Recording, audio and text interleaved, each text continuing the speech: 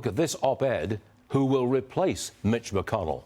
Ben Domenech wrote that, and he joins me now. You say for the first time, the Senate GOP could have a leader who runs with the populist sentiments of the voters instead of against them. So who's that leader? It's got to be a Trump guy, right?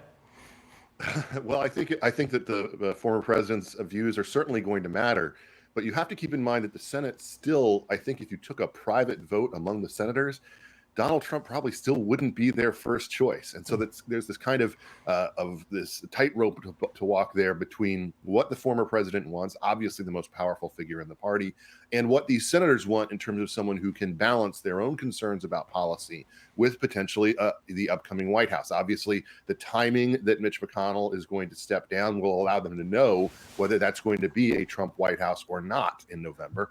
And so that's something that is definitely going to factor into their decision. There's also, I think, the generational factor.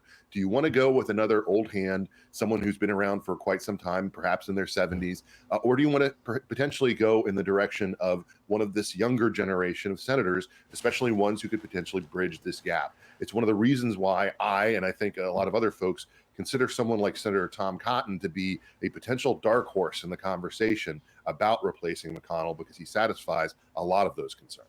All right, next one for you, Ben. President Biden had his physical yesterday. He says the doctor gave him the all clear. But now listen to what former Speaker Kevin McCarthy had to say about his cognitive ability in private meetings. Watch this. He still has a teleprompter when you meet behind closed doors, but the teleprompter are cards. If you deviate, like I didn't sit and negotiate with him the debt ceiling. It's not capable. He just sticks to the cards. And if you deviate from the cards, he can't continue onward there. I respect the man for serving the country. I thank him for that service. But he is not of the age that is best to be able to serving in the presidency, especially the position that he is to going forward with what I have watched to serve again. Okay, Ben, so even in private closed-door meetings, he's got the cue cards, and he can't deviate from the cue cards. My question is, who's writing those cards? Who decides what's on those cards? Because that person who writes it effectively runs the government.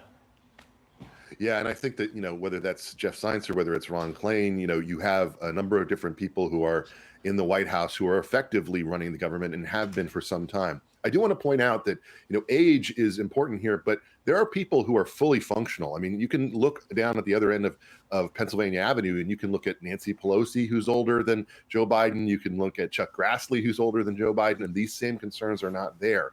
The weight of the years really is heavy on him, and I don't think that we can have any kind of confidence that even should he achieve re-election, that he's going to be there for the next 4 years, which is such a challenge for the White House. And even now, I think that with those cards, which, by the way, is consistent with what he does, not just at important negotiations, but behind the scenes with donors as well, reportedly.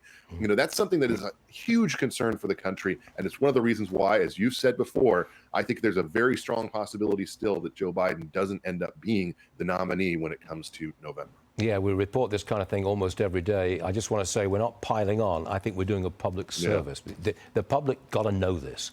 Ben Domenech, absolutely. Thanks for being with us, Ben. We'll see you again soon.